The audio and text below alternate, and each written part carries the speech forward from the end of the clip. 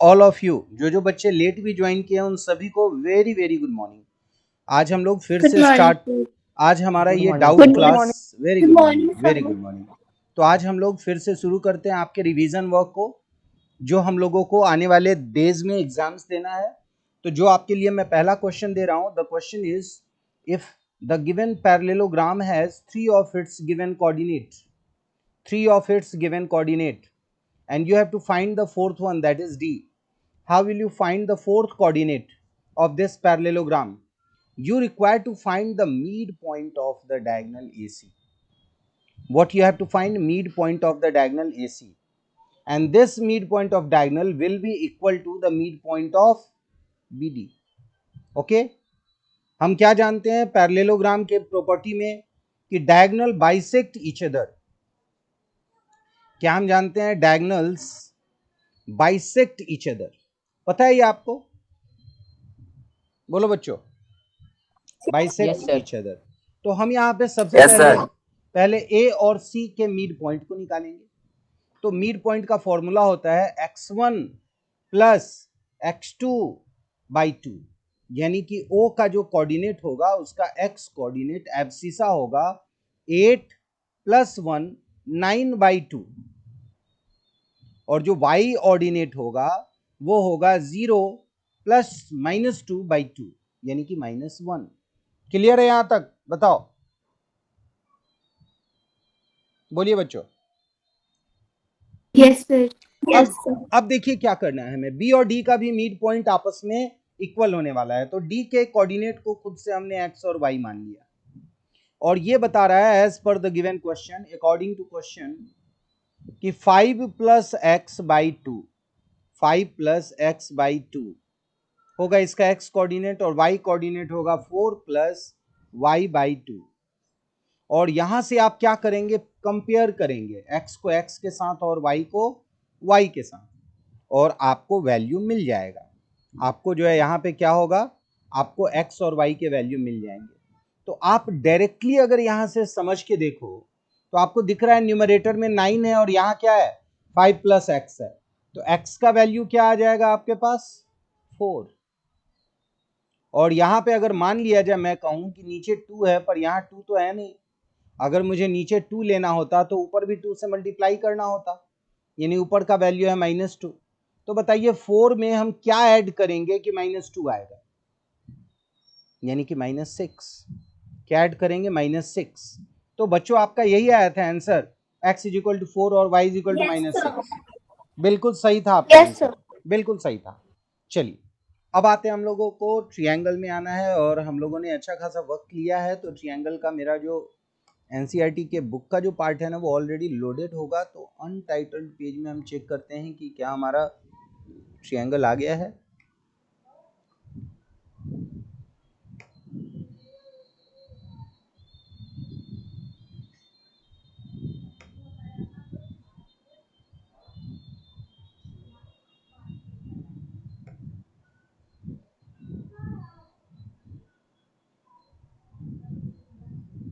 अच्छा, अभी सिंक्रोनाइज नहीं हुआ है, वेट, मैं यहाँ से सिंक्रोनाइज कर दे रहा हूँ इसको।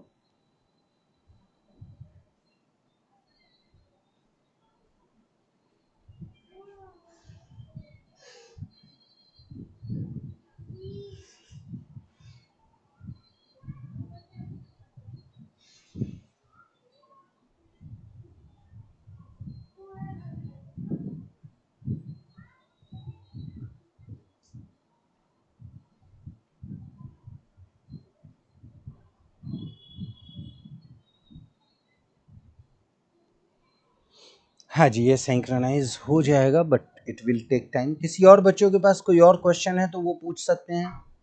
बच्चों, कुछ क्वेश्चन जो आपको लगता है कि अभी तक आपने नहीं किया है तो और पूछना है तो आप पूछ सकते हैं।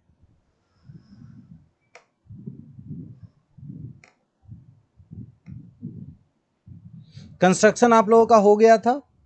कंस्ट्रक्शन में आप लोगों के पास जो क्वेश्चन होगा वो डायरेक्ट टेंजेंट से होगा। पेपर बन चुका है आपका, तो मैं आपको थोड़ा बहुत गाइड कर दूं। तो कंस्ट्रक्शन से आपके जो क्वेश्चंस होंगे वो होगा डायरेक्ट टेंजेंट को लेके बनाने का होगा। थ्योरम अगर हमने पिछले बार पूछा था तो इस बार भी हमारा थ्योरम पूछा जाएगा। और सर्कल में जो प्रूविंग है, आपको याद है सर्कल में एक दो प्रूविंग आप लोग बताओगे? मैंने आपको जो जो प्रूविंग कराया है क्लास में, उन्हीं प्रूविंग में से आपसे पूछे जाएंगे क्वेश्चन। एक प्रूविंग आप लोगों को मैं बता दूं। आप लोगों को पता है कि opposite angle of the cyclic quadrilateral are supplementary, पता है ये आपको? बोलिए। Yes sir. तो इसे हम लोग जो है ना बना लेते हैं, अभी देख लेते हैं हम इसे, ठीक है? ये binomial is not this.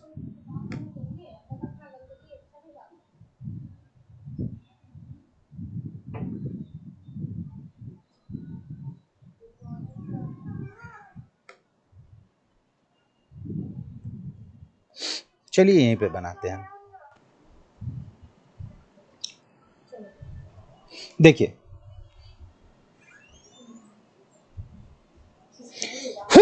Sorry, हाँ जी, हाँ देखिए, आपके पास साइक्लिक क्वाड्रिलेटरल का मतलब क्या होता है? A circle circumscribing a quadrilateral, इसको हम क्या बोलते हैं? साइक्लिक क्वाड्रिलेटरल, या कह सकते हैं कनसाइक्लिक क्वाड्रिलेटरल। साइक्लिक और कनसाइक्लिक एक ही चीज के बारे में बात हो रहा है। एक बात बताइए आप कि आपको साइक्लिक क्वाड्रिलेटरल को अगर मैं बोलूं डिफाइन कीजिए, तो आप कैसे करेंगे define? How will you define a cyclic quadrilateral? बोलिए।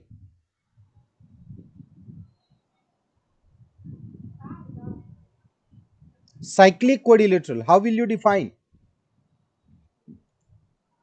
बोलिए। आप कहेंगे a quadrilateral whose all four vertices lie on the circle. A, B, C and D are the 4 points, 4 vertices of the quadrilateral, and these all 4 vertices lie on the circle. So this is called cyclic quadrilateral. This is called cyclic quadrilateral. Clear है बच्चों? Am I in the meeting or not? Yes Yes, sir. sir. Yes sir. हाँ जी, चलिए yes sir. ठीक है, ठीक है, ठीक है। आपका जब रिस्पॉन्स नहीं मिलता है तो मुझे कभी कभी ऐसा लगता है कि कहीं ऐसा ना हो कि मैं मीटिंग से बाहर हूँ। चलिए यहाँ देखिए, अब साइक्लिक क्वाड्रिलेटरल के प्रॉपर्टी में हमारा एक प्रॉपर्टी है कि ऑपोजिट एंगल सप्लीमेंट्री होता है, यानी एंगल ए और एंगल सी क्या होगा? सप्लीमेंट्री होगा, यानी दोनों को ऐड करके 180 होगा। तो इसको प्रूव करने के लिए पहले हम क्या करते हैं, खुद से एक पॉइंट, इमेजिनरी पॉइंट ले लेते हैं हम यहाँ पे, जिसको हम सेंटर बोल रहे हैं, और हमने डी से ज्वाइन कर दिया इसको और बी से ज्वाइन कर दिया। तो आप बताइए कि अगर ए का वैल्यू हमने एक्स एज्यूम किया है तो एंगल एट ओ क्या होगा? बताइए। 2x। बिल्कुल सही जवाब, 2x। अच्छा एक बात और बताइए कि अगर आपको यहाँ पे 2x है तो इस वाले साइड का एंगल क्या होगा? x। नहीं 180 नहीं माइनस 2x। नहीं नहीं 180 नहीं, sir 360 minus 360 minus 360 minus 2x। क्यों? क्योंकि आपको मैं बताऊं कि एंगल एट द सेंटर होता है complete angle, that is 360 degree. तो आपका अगर यहाँ पे 2x बन गया, ये वाला आपका 2x बन गया, तो यहाँ जो बचा वो क्या होगा? Reflex of 2x। इसे हम क्या बोलेंगे? Reflex, reflex angle of, reflex angle of 2x, यानी कि 360 डिग्री माइनस 2x। और जब आपको ये एंगल मिल जाए, अब आप बताइए कि ये एंगल आपका क्या है? 360 माइनस 2x। तो ये एंगल C क्या होगा? बताइए, एंगल C का वैल्यू क्या होगा? 180 माइनस 180 माइनस 2x या 180 माइनस x? X. 180 माइनस 1। बिल्कुल सही जवाब। अच्छा ऐसा हम क्यों लिखे, वो स्टेटमेंट मुझे बताइए कि हम ऐसा क्यों लिखे? इस अगर हमें एंगल एट द सेंटर पता था तो हमने एंगल C को ये क्यों दिया नाम? उसका रीजन क्या है? उस स्टेटमेंट को बताइए।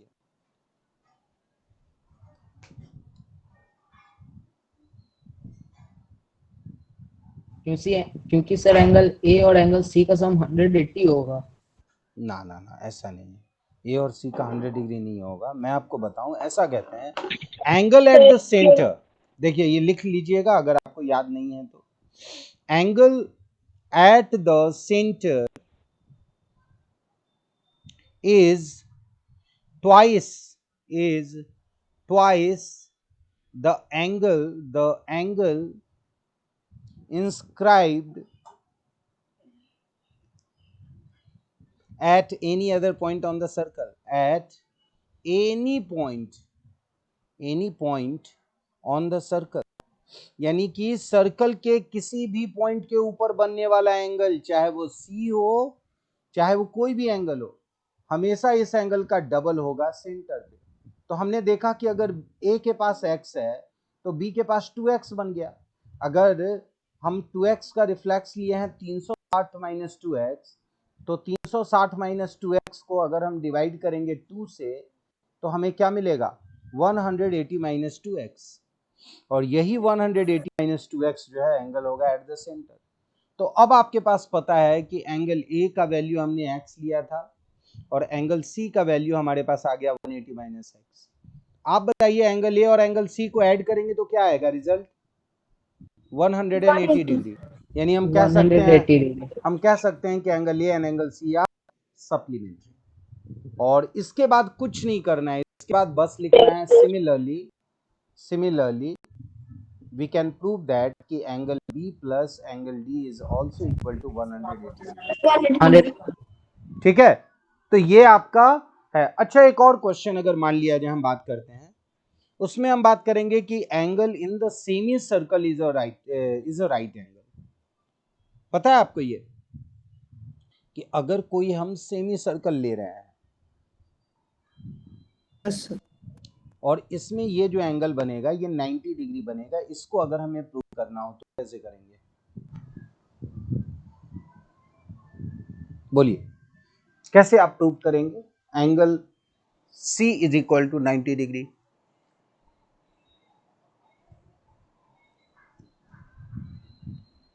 कोई भी बच्चा बोल सकता है। देखिए आप क्या करो, आपको आसान करने के लिए मैं बता रहा हूं, आप इस सर्कल को कंप्लीट कर दो। बताओ सेंटर कहां है? ओ। और ये O के पास स्ट्रेट लाइन बन रहा है, तो O के पास कौन सा एंगल है? और 180 का हाफ क्या होगा? 90 हो गया, आसान है। लेकिन कोई बच्चा कहेगा कि सर ये तो बहुत सिंपल हो गया। मान लिया जाए अगर ये 4 नंबर में हो तो क्या ऐसे बनाएंगे? बिल्कुल नहीं। हम क्या करेंगे, O से एक पैरेलल लाइन खींचेंगे जो BC के पैरेलल होगा, मान लिया जाए OP। ठीक है, क्लियर है यहां तक? आपको पता है कि जब भी हम पैरेलल लाइन खींचते हैं तो ये दोनों एंगल क्या हो जाता है? इक्वल हो जाता है। ये एंगल का हमें पता ही नहीं है, इसका पता ही नहीं है। मिड पॉइंट थ्योरम में आप जानते हो कि ये दोनों क्या है आपका आपस में इक्वल है, तो ये भी क्या होगा? इक्वल होगा। समझ गए? लेकिन मैं तो कहूंगा कि ऐसे आया भी नहीं है, तो इसको छोड़िए, हम लोग रिवीजन पे ही आते हैं और आप लोग अपने अपने डाउट्स लेके सॉल्व करोगे। एक और क्वेश्चन है, angle inscribed by the opposite side of the circle circumscribing a quadrilateral circumscribing a circle is supplementary. कैसे प्रूव करेंगे? ये क्वेश्चन कह रहा है कि किसी भी सर्कल को सर्कमस्क्राइब कर रहा है एक क्वाड्रिलेटरल, और इस क्वाड्रिलेटरल का अगर मैं कहूं कि इस क्वाड्रिलेटरल में ओपोजिट साइड जो है, उस ओपोजिट साइड से जो एंगल सेंटर पे इंस्क्राइब होगा वो क्या होगा? सप्लीमेंट्री होगा। इसको कैसे प्रूव करेंगे आप बताइए? A B C सर एक लाइन खींचेंगे। कहां से बताइए? सेंटर से कहां पे खींचेंगे बताइए? O से और सर AD से और BC को इंटरसेक्ट। मतलब आप ऐसे बोलो कि सर A को O से ज्वाइन कीजिए, B को O से ज्वाइन कीजिए, C को O से, ऐसे कर सकते हो। हाँ, किसको बोलिए? A को, हाँ AO को ज्वाइन कीजिए और OC को, हाँ जी, और BO OD, BO को भी और OD को भी। लेकिन आप याद रखना कि कभी भी AC और BD को आप स्ट्रेट लाइन कंसीडर नहीं कर सकते हो, ये याद रखना। क्योंकि Yes, sir. ये AC और BD स्ट्रेट लाइन आप मान नहीं सकते हो, किसी पर्टिकुलर कंडीशन में हो भी जाए पर आप एज्यूम नहीं कर सकते हो इसको। बोलिए अब क्या करेंगे, मैं बताता हूं। O से परपेंडिकुलर ले रहे हैं यहां पे E, O से परपेंडिकुलर यहां ले रहे हैं F, O से यहां ले रहे हैं G। अच्छा, ये परपेंडिकुलर मैं ले रहा हूं कि अपने आप से परपेंडिकुलर हो रहा है, बताइए। सर परपेंडिकुलर ले रहे हैं हम। जी नहीं, हो रहा है क्योंकि ये हो रहा है टेंजेंट है। आप यस सर, देखोगे यस सर, कि टेंजेंट है। हाँ यहाँ जो है ना ये टेंजेंट का पार्ट है, इसलिए परपेंडिकुलर हो रहा है, तो इसलिए ये हम ले नहीं रहे हैं, ये अपने आप से हो भी जा रहा है। अब देखिए आपके पास ये एंगल को हम मानते हैं x, तो ये भी एंगल क्या होगा, x होगा। क्यों होगा, क्योंकि आपको मैंने ये प्रॉपर्टी बताई थी कि अगर कभी भी किसी भी एक्सटीरियर पॉइंट से दो टेंजेंट, डायरेक्ट टेंजेंट मिलते हैं सर्कल पे, तो एंगल जो इंस्क्राइब होता है सेंटर पे, ये दोनों एंगल भी क्या होगा, इक्वल होगा, और ये दोनों भी क्या होगा, इक्वल होगा। तो यहाँ पे अगर ये x है तो ये भी x होगा, ये अगर y है तो ये भी y होगा, क्योंकि यहाँ पे b एक्सटीरियर पॉइंट है। c को एक्सटीरियर लेंगे, ये z है तो ये भी क्या होगा, z होगा, और d से ले रहे हैं अगर ये a होगा तो ये भी क्या होगा, a होगा। तो हमारा ये पूरा जो एंगल है उस पूरे एंगल का सम क्या होगा, 2 बार x, 2 बार y, 2 बार z Yes, sir. और 2 बार a का वैल्यू क्या होगा, 360 होगा। 360। सभी को अगर मैं 2 से डिवाइड Yes, sir, कर दूं, होगा। सभी को अगर मैं 2 से डिवाइड कर दूं तो x plus y plus z plus a is equal to क्या होगा, 180 डिग्री होगा। Yes, sir. Yes, sir. और अगर आप x प्लस y को एंगल के फॉर्म में लिखना चाहो तो आप लिख सकते हो एंगल AOB, प्लस z और a को लिख सकते हो एंगल COD। बोलो लिख सकते हो आप। और ये जो एंगल Yes, sir. AOB है और COD है, ये आप देखोगे angle inscribed by the opposite, angle inscribed by the opposite side. समझ गए, ये क्या है, ऑपोजिट साइड से ये एंगल इंस्क्राइब हो रहा है, समझ गए। और ये ऑपोजिट साइड से जो एंगल इंस्क्राइब हो रहा है सेंटर पे, वो कितने का बन रहा है, 180, यानी कि सप्लीमेंट्री। क्लियर है। Yes, sir. अच्छा, ये जो क्वेश्चन, ये जो भी क्वेश्चन मैं आपको बता रहा हूँ वो सारे क्वेश्चन आपके लिए इंपॉर्टेंट क्वेश्चन है, तो आप इसका ध्यान रखोगे, Yes, sir. ठीक है। कभी कभी क्या होता है ना कि आपके क्वेश्चन पेपर को बनाने के लिए हम चाहते हैं मेहनत कम करना। जब हम मेहनत कम करना सोचते हैं तो उस स्थिति में आपके पहले वाले जो क्वेश्चंस हैं या जो मैं आपको ज़्यादा प्रैक्टिस कराया हूँ, उसी सब क्वेश्चन में हम थोड़ा सा एडिट करते हैं, थोड़ा सा बदलाव करते हैं और आपके लिए क्वेश्चन लाते हैं। यानी कि आप जो है उन सारे क्वेश्चन को, उन सारे चीज़ों को थोड़ा सा रिवाइज कर लोगे, जिनके पास पिछला क्वेश्चन होगा या याद है ना। अगर क्वेश्चन नहीं है तो आपके पास उसके आंसर्स होंगे, थोड़ा सा रिवीजन कर लेना। और इस एक थ्योरम इस बार भी पूछा जाएगा, लेकिन इस बार थ्योरम में कोई ऑप्शन नहीं है। अगर मैंने कोई पर्टिकुलर थ्योरम पूछा है तो वही थ्योरम आने वाला है, ठीक है। हाँ, 2 पार्ट आपके सिर्फ ऐड हुए हैं, वो है सर्कल और ज्योमेट्रिकल कंस्ट्रक्शन पिछले पेपर में। बाकी एज यूजुअल जो आपका सिलेबस पिछले बार का था वही है। और मुझे लगता है कि पिछले बार भी आप लोगों ने अच्छा स्कोर किया है। कोई बच्चा है 10A का जो बोलेगा मुझे कि सर पेपर टफ था, डिफिकल्ट था? बच्चों बहुत इजी था सर। बिल्कुल बहुत इजी था, मैं बिल्कुल मानता हूं ये बात। लेकिन ऑनलाइन में जिस तरह से अभी आपके बोर्ड के एग्जाम्स भी होंगे ना, तो वहां भी आपके पेपर स्टैंडर्ड होंगे, मतलब अच्छे होंगे, इजी होंगे। क्योंकि इस साल जो बच्चों का नुकसान हो रहा है वो एक क्लास 10 और 12 दोनों का बोर्ड है। और नुकसान इन सेंस ऑफ पढ़ाई में नहीं हो रहा है, नुकसान इन सेंस ऑफ जनरल जो हमारे चारों तरफ जो इन्वायरमेंट है ना, जो ऑफलाइन और ऑनलाइन का जो बहुत सारा क्लासेस है ना, तो बच्चों की पढ़ाई इस वजह से बहुत मिस हुई है, ठीक है। हम लोग कम से कम, हमारा स्कूल सबसे पहले स्टार्ट कर दिया था ऑनलाइन और लगातार आपको क्लास देता आ रहा है ऑनलाइन, तो कम से कम यहाँ पे आप फॉर्चुनेट हो। अब कौन बच्चा कितना यूज करता है ये उसके ऊपर डिपेंड करता है, है ना। तो आपके पास ये क्वेश्चन हो गया। चलिए अब आते हैं हम ट्रायंगल में, थोड़ा सा क्वेश्चन देखते हैं।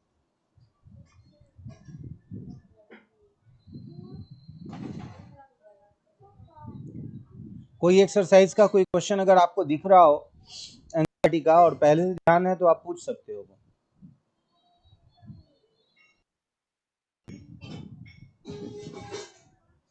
थेल्स का नाम सुने आप लोग? पिछले बार मैंने ये थियरम sir. दिया था आपको, बीपीटी। Yes sir. मैंने आपको पिछले बार बीपीटी थियरम दिया था और बीपीटी थियरम में थेल्सी ने बताया था। ठीक है, आप देखो यहाँ पे ध्यान से, तो यहाँ पे लिखा हुआ है बीपीटी, बेसिक प्रोपोर्शनैलिटी थियरम, और कौन दिया था? ये थेल्स ने दिया था। ये है आपका बीपीटी का प्रूविंग था। पाइथागोरस है आपका कंप्लीट ना, तो मैं आपको बताऊं कि पाइथागोरस कर लेना, कन्वर्स ऑफ पाइथागोरस कर लेना, एरिया थ्योरम कर लेना, तो दिक्कत नहीं आएगी। ठीक है, ये पता है आपको इंटरसेप्ट थ्योरम, ये पता है? इक्वल इंटरसेप्ट आपने क्लास 9 में पढ़ा था, और यहाँ पे जो है आपको इंटरसेप्ट थ्योरम पढ़ना है।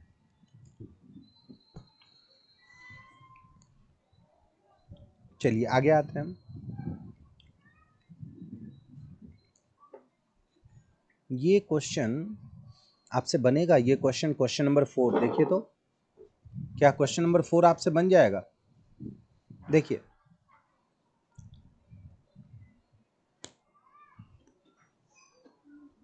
Yes sir. देखिए क्वेश्चन नंबर 4 में मैं आपको एक खास चीज बताऊं। कभी कभी इस तरह के क्वेश्चन में जो है ना, कुछ लॉजिकल क्वेश्चन होते हैं। लॉजिक के साथ पढ़ाई कीजिएगा तो आपका क्वेश्चन आसान होगा। तो यहाँ हम लोग लॉजिक के साथ पढ़ेंगे। ठीक है, तो देखिए यहाँ क्वेश्चन में आप ये ट्रायंगल में देखोगे कि इस ट्रायंगल में जो प्रूव करने को दिया हुआ है वो प्रूव दो अलग अलग ट्रायंगल के पार्ट को किया गया है। आप देखो पहला पार्ट ये बोल रहा है B F by F E, केवल इसको हम गौर करते हैं। तो B F by F E को अगर हम देखेंगे तो देखिए बी एफ हो गया यहां से यहां तक, ठीक है ना, और एफ ई हो गया यहां से यहां तक, और इस पूरे ट्रायंगल के लिए हम लोगों को केवल बी डी और ई दिख रहा है। इस ट्रायंगल में दिख रहा है नहीं, तो बी ए और ई में दिख रहा है। समझ गए? तो आप देखो कि ये ट्रायंगल बता रहा है इसमें, और दूसरा जब हम ये ट्रायंगल ले रहे हैं बी और ई सी, तो वहां देखो यहां से लेकर के यहां तक एक हिस्सा, और ई और सी से लेके, मतलब सेम साइड को ही बता रहा है वो दो अलग अलग हिस्सों में। तो हमें क्या करना है इसमें? सर तो दो सर तो पहले triangle, triangle B A E लेंगे जिसमें D E parallel A E होगा, D F parallel A E, तो उसके बिल्कुल हिसाब से sir B D by D A equal हो जाएगा B F by F E. बिल्कुल सही। मैं बता रहा हूं यहाँ पे आप ए बी जो साइड है वो साइड को अगर आप गौर करो तो देखोगे कि ये ए बी इस ट्रायंगल का भी एक साइड है और इस ट्रायंगल का भी एक साइड है। ठीक है, तो आप अगर इन दो ट्रायंगल को अलग अलग लोगे और बीडी और डीए के फॉर्म में अगर आप लिखोगे, बीडी और डीए के फॉर्म में, तो आप देखोगे कि यहाँ पे बीपीटी यूज करेंगे हम, ये लाइन इसके पैरेलल है, तो हम यहाँ कह सकते हैं कि बी एफ ये बराबर हो जाएगा बी एफ बाई एफ ई।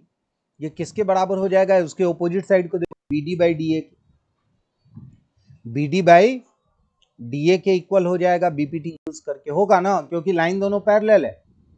अब हम लोग दूसरे ट्रायंगल में आते हैं, और हम लोग इस दूसरे ट्रायंगल में, एक मिनट,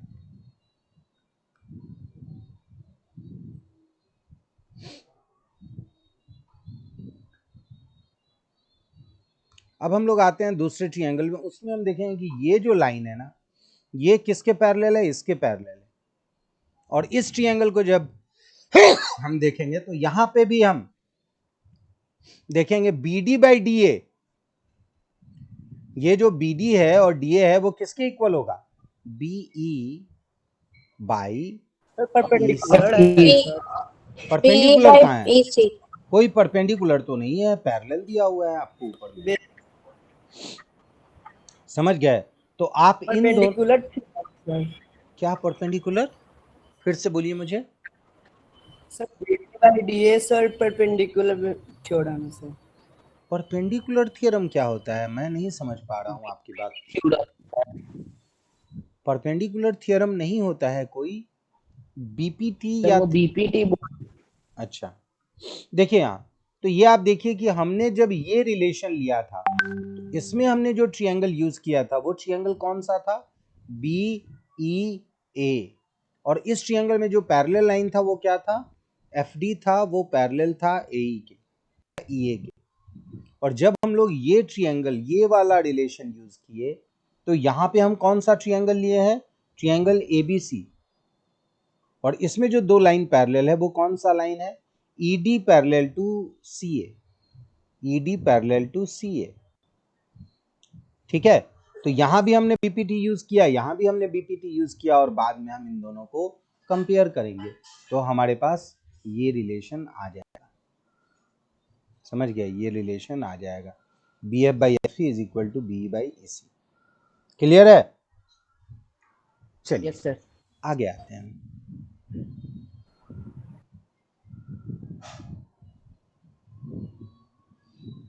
एक क्वेश्चन ये देख लेते हैं हम। सर क्वेश्चन नंबर 8 देखो ना। हाँ 8 ही बताने के लिए मैं बात कर रहा हूँ, देखिए ध्यान से। क्वेश्चन नंबर 8 सर बोल रहा है यहाँ पे, prove that the line joining the mid point of any two sides of a triangle is parallel to the third side. यहाँ पूरा using theorem 6.2, prove that the line joining the mid point of any two sides of a triangle is parallel to the third side. चलिए हम लोग ये बात करते हैं। यहाँ बोल रहा है क्वेश्चन में कि अगर कोई ट्रायंगल, एक मिनट, अगर आपने कोई ट्रायंगल बनाया है